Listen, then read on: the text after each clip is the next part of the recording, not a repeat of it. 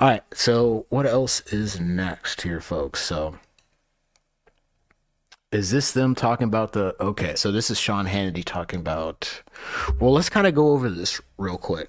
So I heard that there's this US aid that was put into the news here. I'm going to just go over a little bit about it.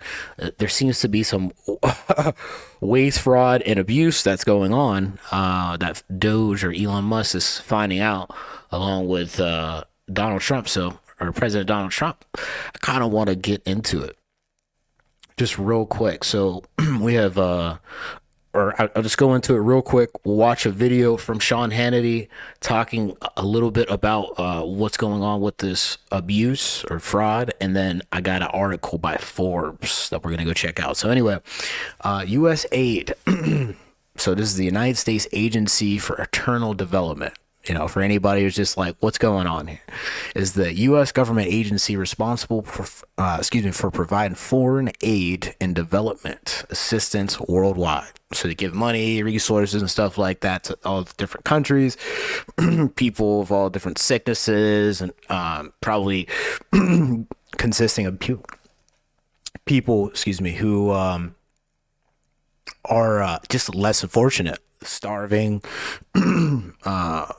children, people, so on and so forth, people who can't afford medicine, or research into solving different illnesses that you find throughout the world. I'm sure that that's what breaks or consists of the U.S. aid. So anyway, it was established in 1961 and operates under the United States Department of State.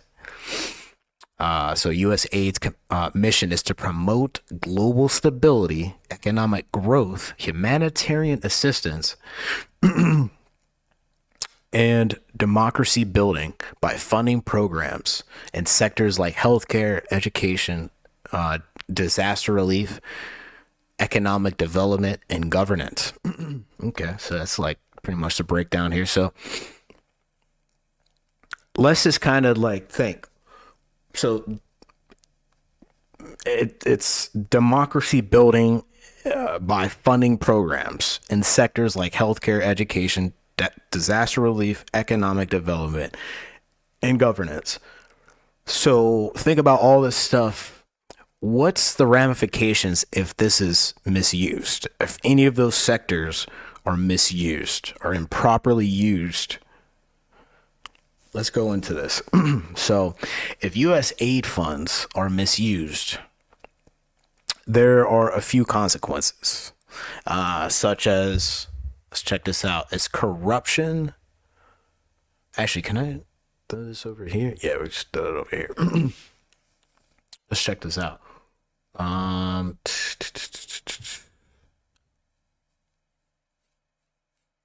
Let's see.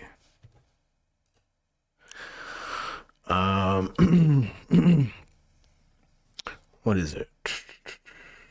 Oh, okay. Corruption, corruption and fraud. So misallocation of U.S. aid funds, whether through embezzlement, bribery, or fraudulent contracts, can determine trust in foreign aid programs. Okay, so corruption and fraud. So we got political manipulation. If funds are used for political agendas instead of development goals, it can destabilize regions and create diplomatic tensions. Oh, okay, okay.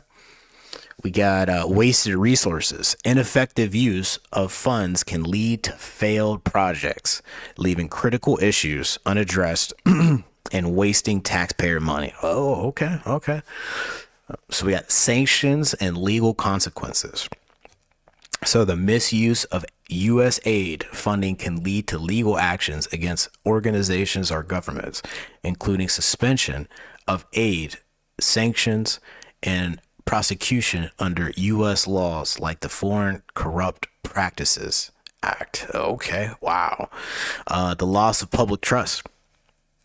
If U.S. aid funds are mishandled and can lead to skepticism about foreign aid in the U.S., resulting in reduced congressional support and funding cuts. Okay, so we have six, empowerment. We're on six. This is crazy. Empowerment of bad actors. If paid, or excuse me, if aid is diverted to extremist groups, corrupt officials, or criminal enterprises, it can exacerbate conflicts and instability. That's crazy. Empowering bad actors. So this goes from corruption and fraud, political manipulation, wasted resources, sanctions, sanctions and legal consequences, loss of public trust, and empowerment of bad actors. Okay. Very interesting. So what is this? This is like a case. So U.S. aid funds being misused dates back.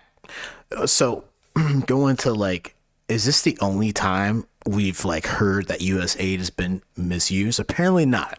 Let's go check this out. So U.S. aid funds being misused dates back to early 1990s, involving the Harvard Institute for International Development, the HIID. In 1992, USAID funded a project led by HIID to assist in rebuilding Russia's post-Soviet economy. The project, managed by economist Andrei Schleifer and lawyer Jonathan Hay, aimed to promote Western economic principles in Russia. This is crazy.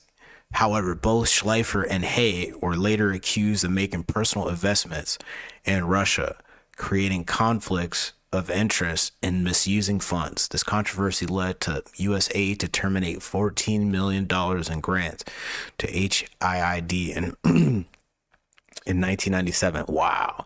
The U.S. Department of Justice subsequently filed a lawsuit against Schleifer Hay in 2000 for their misconduct.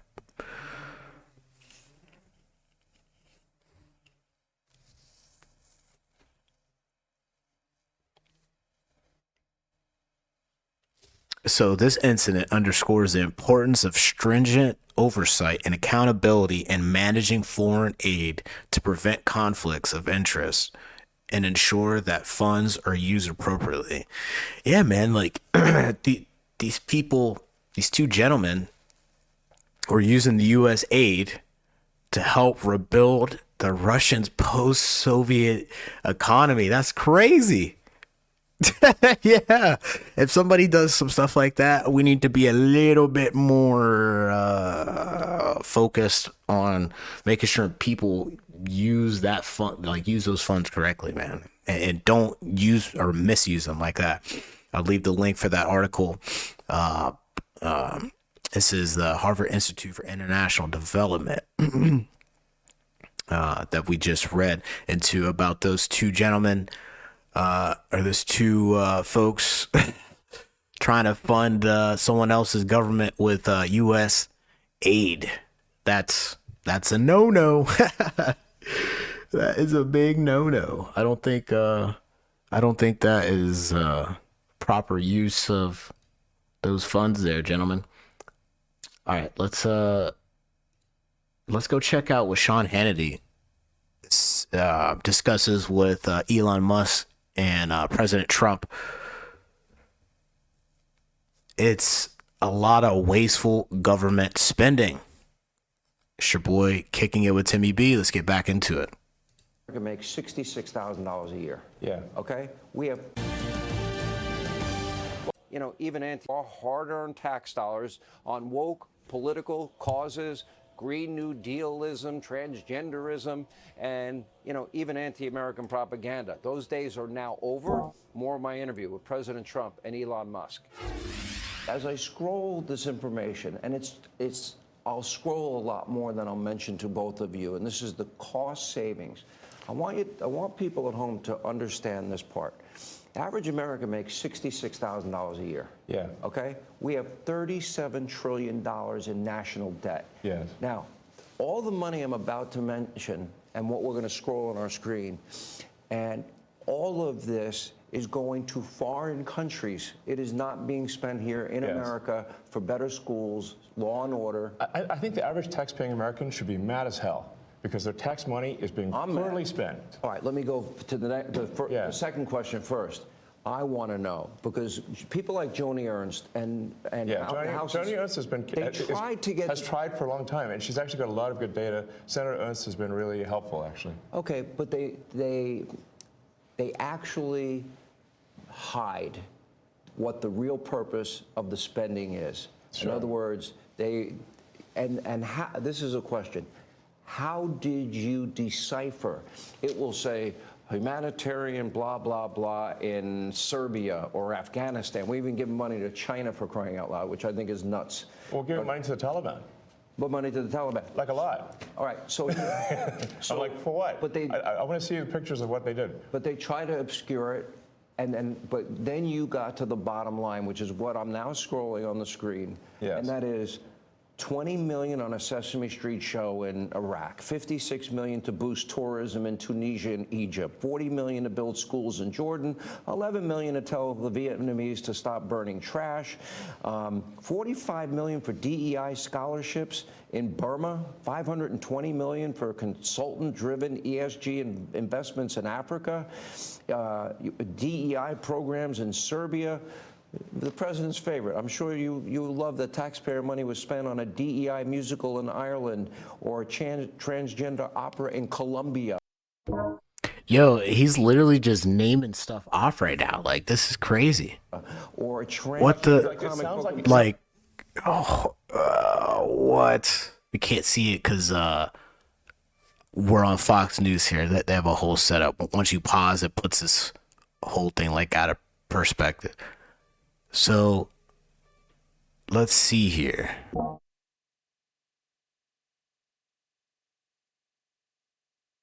All right, so 59 million to enable grain and oilseed farmers with a special focus on female farmers in Ukraine. What? 420,000 to plot solar activity in Djibouti? Huh? How is this? Man. It sounds like how can these things be? The foreign aid, what we just read, I get it, it's supposed to aid people and folks in foreign countries, but like not. Man, I don't think that that's a good use of that. Aren't there people starving right now? Like, how is this providing food, water, shelter, energy, like real energy and like real solutions to these people? This is crazy. It's real, but this is actually what was done. It sounds like a comedy sketch or I have something. 20 pages. Being LGBTI in the Caribbean. If you had to put a number on it, how much do you think you've identified waste, fraud, abuse, corruption at this point? And again, we're going to be exploring this throughout the program. Well, the overall goal is to try to get $1 trillion out of the deficit. And if the deficit is not brought under control, America will go bankrupt. This is a very important thing for people to understand. 9.9. Is no different from an individual in that if within the carpet and jewelry sector. An individual can go bankrupt. And so can a country. And the massive waste, fraud, and abuse that has been going on, which is leading to a $2 trillion a year deficit. 109 million to Deloitte. Handed on Jan 20th, a $2 trillion The Power of Africa program, Nigeria. This fiscal year. Yeah, we inherited. Yeah. And inflation is back. I'm only here for 2.5 weeks. That was January. Inflation is back. I'm only Don't think here of for it. 2.5 Inflation's weeks. back, and they said, "Oh, Trump inflation." I had nothing to do with it. These people have run the country. They spent money like nobody's ever spent. They were given $9 trillion to throw out the window. Wow. $9 trillion. And they Is spent that how it much on it the was? Green New Scam, I call it. It's the greatest scam in the history of the country. One of them. We have a lot of them, I guess, but one of them. Dollar-wise, probably. DEI and wokeism and transgenderism. Well, that's all part of it, yeah. And LGBTQ+. Yes. By the way, not in America, other countries, not here. Hey yo, that's crazy. He said, "Bruh, it's not even here." He said, it'd be one thing if it was here. It's funding it somewhere else. So we're like trying to push all of that nonsense somewhere else. Man, did you ever get those people that are like, "Hey man, keep that to yourself. We don't want all that. We don't want all." Hey yo, that's wild. When you see like the teaching of DEI, $9 million. How do you spend $9 million to teach? No matter what it is, you could teach physics. Totally. You could go to MIT for a lot less. Expensive. Yeah, expensive. The teaching of expensive DEI. BS. How much do you believe my God. you've identified in waste, fraud, abuse, corruption now, and how much do you anticipate you will? Sure. Well, I think 1%. No, because it's so massive. This is huge money. So what we found now is 1%. We're just gotten started. As good as they are, they're He not said, going to "Hold find up. some contract that was crooked, crooked as hell. It's going to There's take going to be so deep. much that isn't found. But what is found, I think he's going to find $1 trillion.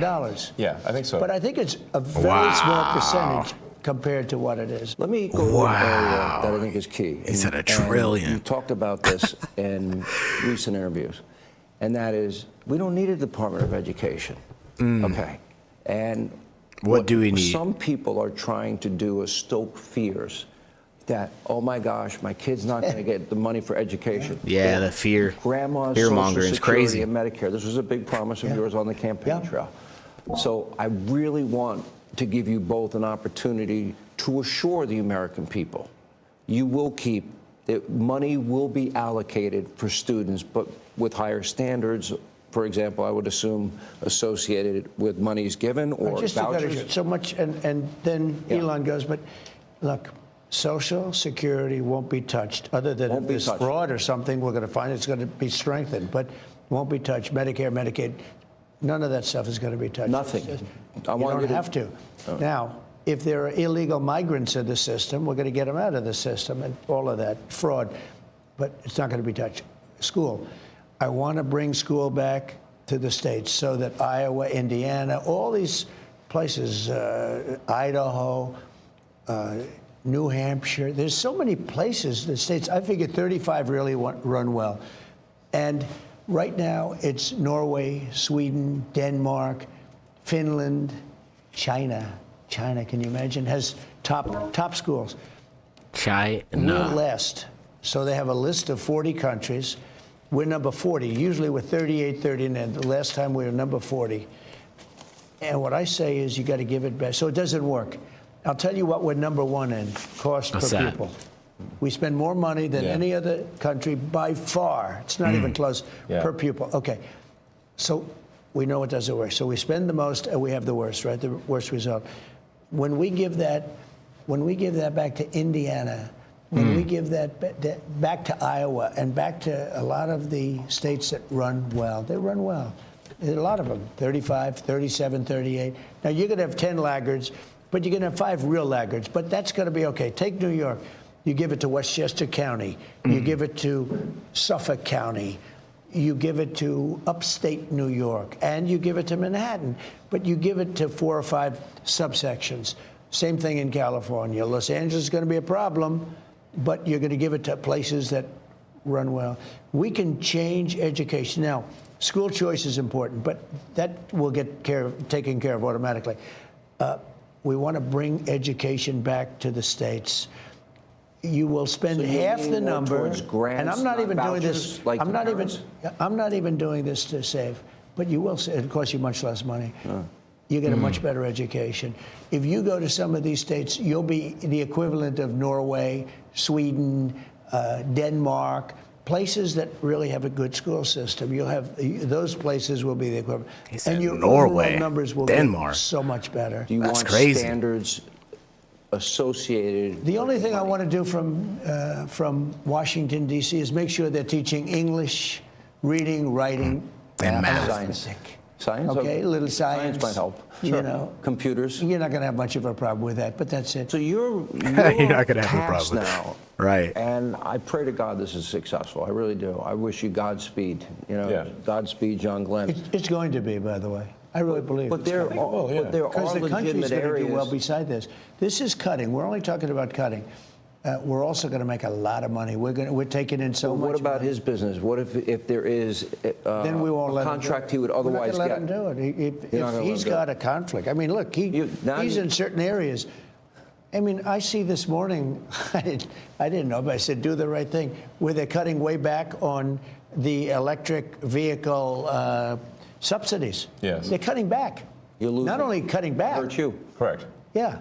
Now, You don't care. I won't tell you. Well, He's probably not that happy with it, but that would have been one thing he would have come to me and said, listen, you got to do me a favor. This is crazy.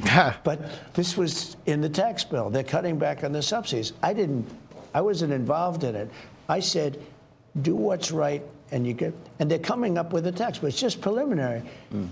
But I mean, if he were involved, wouldn't you think he'd probably do that? Now, maybe he does better if you cut back on the subsidies. Who knows? Because he figures he does think differently.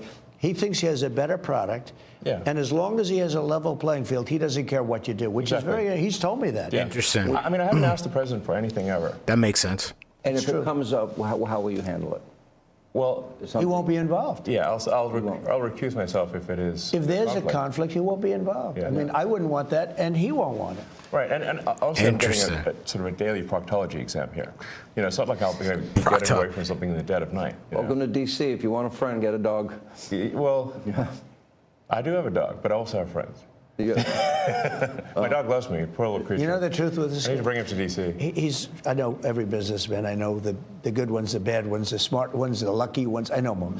This guy's he's a brilliant guy. He's a great guy. He's got tremendous imagination and scientific imagination, far beyond, you keep talking about a technologist and all, but you're much more than a technologist. You are that. But he's also a good person. He's a very good person, and he wants to see Interesting. the country do well. And I know a lot of great business people, really great business people, but they're not really, in some cases, very good people. And I know people that would try and take advantage of the situation. This guy's somebody that really cares for the country, and I saw that very early on. I saw it really a long time ago when I got to know him. He's a very different kind of a character. That's why, you know who loves him? Young people that are very smart. Bars. Oh man, President Trump, he sure knows how to talk. I tell you what, he sure knows how to talk. Yeah, so they were talking about this, right? Some kayaker woman had both of her hands bitten off because she was trying to take a selfie with a shark or something like that. Anyway, shout out to President Trump, shout out to Elon Musk, shout out to Sean Hannity, and shout out to Fox News going over some of that waste, fraud, and abuse. It's your boy Kicking It with Timmy B. Let me know what you folks think in the comment section below. Hit the like, share, and the subscribe button. We got more. We got this newsletter here for you as Usaid controversy live updates. We got judge orders Trump administration to temporarily restore foreign aid funding. Let's go check it out. So let's go all the way at the bottom. Go all the way at the bottom. Let's see what we have here.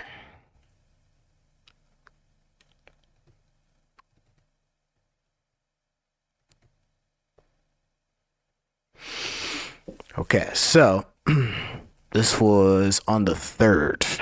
So on the 3rd of February, today is February 19th, 2025, an X Spaces stream began to discuss the work of the Department of Government Efficiency, DOGE, during which Musk said he checked with the president a few times about U.S. aid, which Musk claimed without evidence was, quote, incredibly politically partisan, end quote, and asked, quote, are you sure? Question mark, end quote. And Trump said, yes, quote, we're shutting it down, end quote. Musk described U.S. aid is not just an an apple with a worm in it, but rather a bowl of worms, which was beyond repair.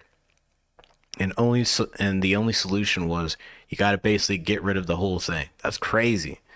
Senator Joni Ernst, Republican from Iowa, who was also on the stream, said if there are, quote, truly good pro-American programs, end quote, under USAID's authority, they should be moved under the State Department and, quote, make sure we have proper oversight. That's end quote. That was on the 3rd.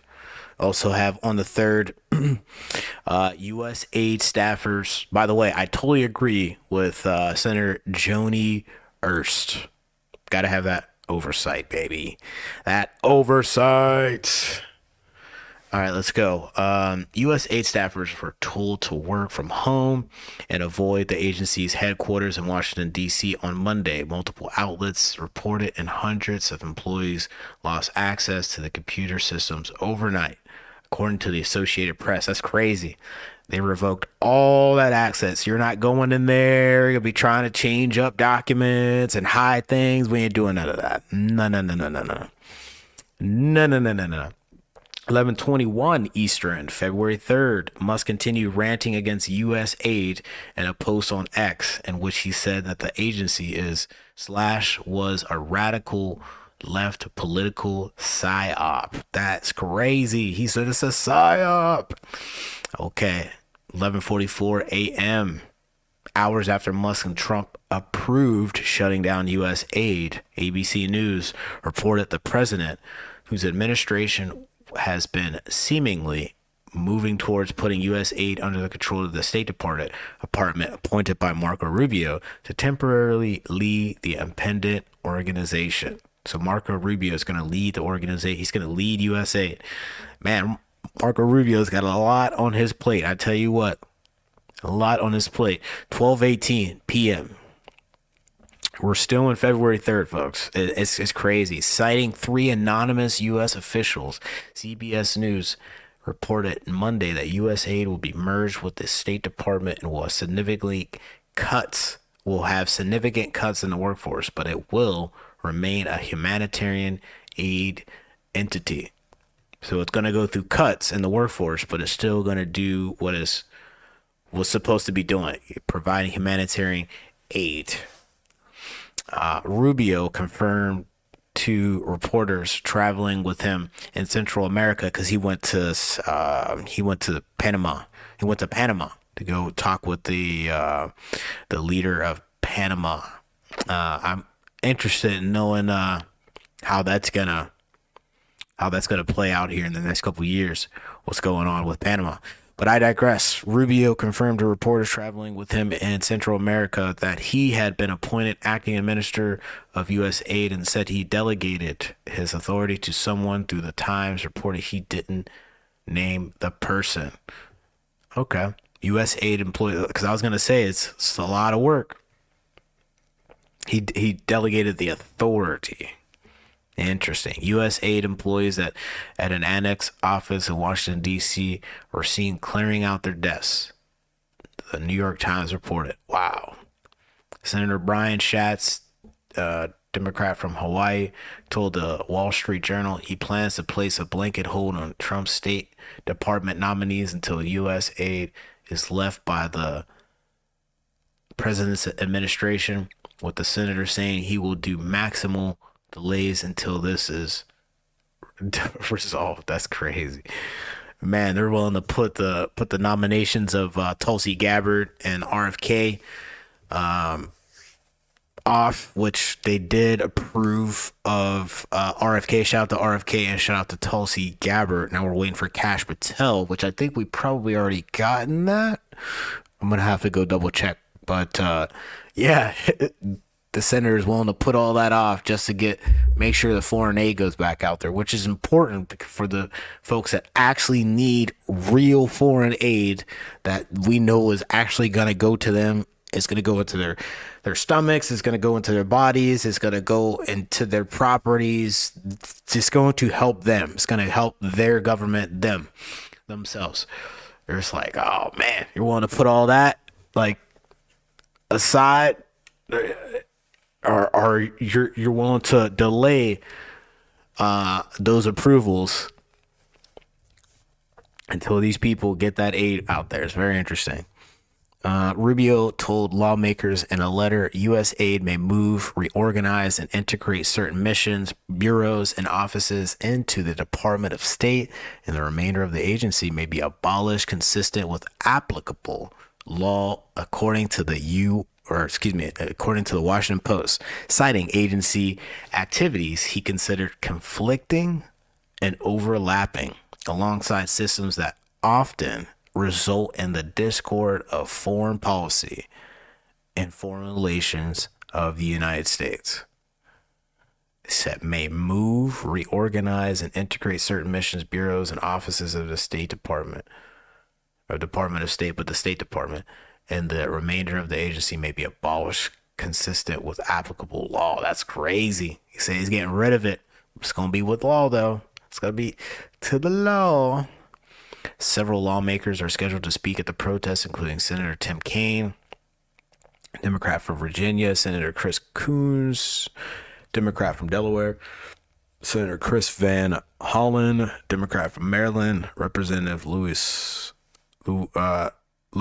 Franco, Democrat from Florida, and Representative Sarah Jacobs, Democrat from California. So a rally and restore foreign aid now is set to take place in Washington, D.C. on Wednesday. This is all still February 3rd. This is crazy. February 3rd was popping.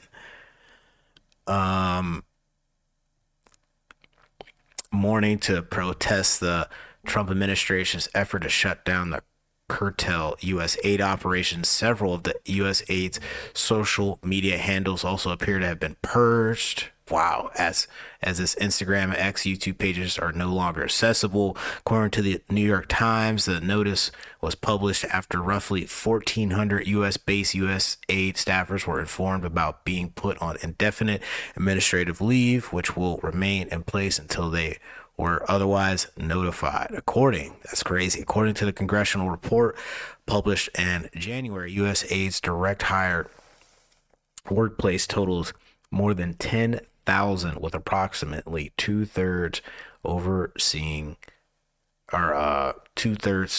overseas. Wow. 2/3 overseas here? For U.S. aid personnel stationed abroad, the notice said that the agency is working with the State Department on a plan to arrange a pay for the return travel to the United States within 30 days. Contractors whose work is not deemed as essential will be laid off. They say, you're coming right back home. Sorry. We need you to come back home here. You're wasting all this money. It's all this fraud and abuse. You're facilitating it somehow, some way, and you're doing it overseas through U.S. aid. You got to come back home. Sorry. We need to make more money. We need to get rid of these folks and put more money towards this deficit and going back into the American people pockets, hopefully. A notice on USAID's website said all USAID direct hire personnel will be placed on administrative leave globally by the end of this week. This is on the 4th, with the exception of designated personnel responsible for mission critical functions, core leadership, and specifically designated programs. This is on the 6th. The New York Times reported the Trump administration plans to cut down U.S. aid staff 10,000 down to about 290 positions, with a small group of remaining workers specializing in health and humanitarian assistance, according to the 3 unnamed people with knowledge of the plan who were cited by the Times. Labor union and American Foreign Service Association sued Trump over his plan to shut down large swaths of U.S. aid operations, arguing the Constitution only allows the Congress, not the president, to scrap a federal agency, and alleging Trump generated a global humanitarian crisis by abruptly halting the crucial work of U.S. aid employees, grantees, and contractors. I mean, it just keeps going, and we're on like the 19th. Today's the 19th. We're only on the 7th. Trump angles to cut U.S. aid. Number of hoaxes about the agency's funding have spread on X. Forbes is tracking the false claims here. At false claims, Nichols prevented Trump from placing 2,200 U.S. aides staff on leave while a lawsuit from labor unions works its way through the courts, and what the Trump appointed judge reportedly called a limited move. Martin published a report Monday saying that the Trump administration's targeting of U.S. aid staff and foreign assistant resources have made it harder to respond to allegations of misused humanitarian assistance and hindered U.S. aid's ability to vet aid recipients for potential terrorist ties. Martin published a report on Monday saying that Trump's administration targeting U.S. aid and foreign assistance resources made it harder to respond to allegations of misused humanitarian assistance and hindered the U.S. aid's ability to vet aid recipients for potential terror. I mean, oh man, so you're saying that with all of this is they're having a hard time doing their job. I mean, hey man, it seems like I don't know, man. That's tough. That's tough, especially for those folks who probably just, some of these folks are innocent and they're just trying to do their job and they're trying to help these people. And they're not able to do their job because their whole sector is being under a microscope and flipped upside down, and people are being let off. And like, I'm sure that's very difficult. I mean, that's tough, man. It's got to get done, though. It's got to get done. U.S. aid. So this is on the 11th. U.S. Aid Inspector General Paul Martin was told Tuesday he was immediately terminated from his position. CNN first reported, citing an unnamed source familiar with the matters. Judge Carlos Nichols extended his pause on placing U.S. aid staffers on leave through February 21st, stopping the Trump administration from taking any further action against the employees, and saying he will make a ruling on the case by the end of the week. He extended his pause on placing U.S. aid staffers on leave. Okay.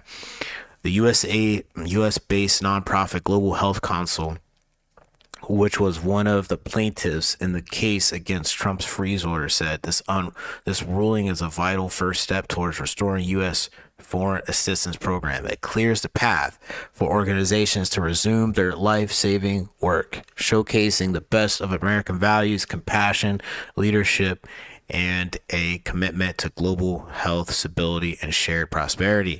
The temporary funding restoration order applies to contracts that were in place before January 20th. When Trump issued his executive orders to freeze all foreign assistance. Okay, and his ruling. Okay, so this only goes up until the 14th. Interesting.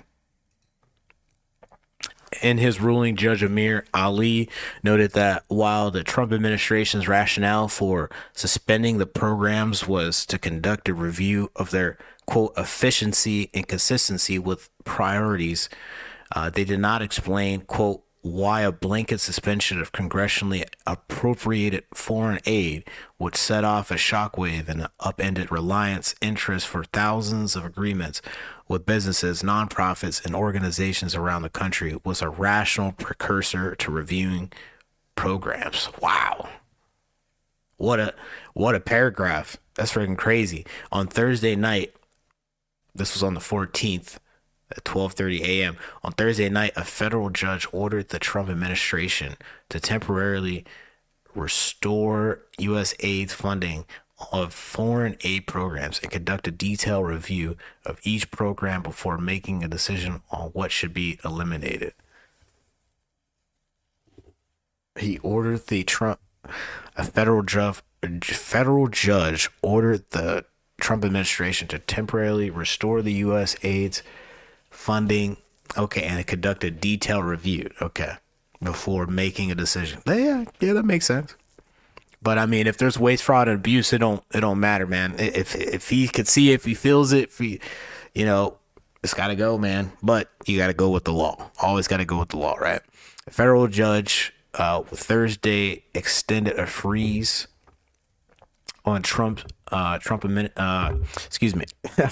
a freeze on the Trump administration's plan to place over 2,000 U.S. agency for international development staffers are on leave, according to multiple outlets, marking the latest development concerning U.S. aid, as President Donald Trump looks to dismantle the 63-year-old federal agency. We got a picture here. U.S. Agency for International Development. Got folks protesting USAID save lives. USAID must be saved. And the article is USAID controversy live updates, and they gave us the live updates. The judge orders Trump administration to temporarily restore foreign aid funding.